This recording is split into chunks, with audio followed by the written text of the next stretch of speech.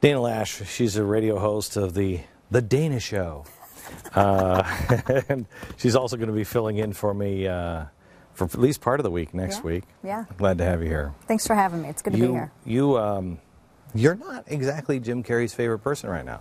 No, I mean, I'm all about making friends, and I thought that's what the interwebs was for, was going out and making friends, but we kind of had a little dust-up last night because he got crazy talking about guns. He's all right with talking about them in movies and glorifying gun violence and all of that on film, but he doesn't want you to carry a firearm for personal protection. Before we get into carrying, let's talk about the hypocrisy of the film industry.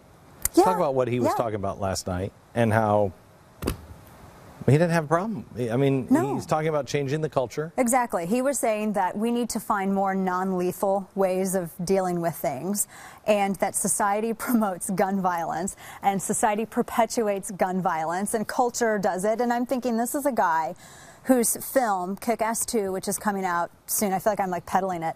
I mean, that's a really violent film. He's glorifying gun culture. I miss Kick-Ass 1. Will I understand Kick-Ass 2?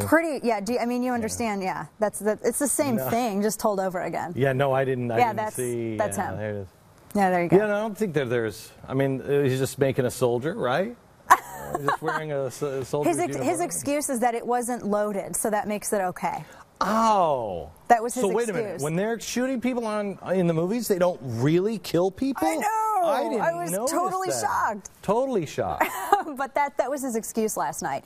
And the thing that goes along with this is, you know, Hollywood is sort of leading the charge.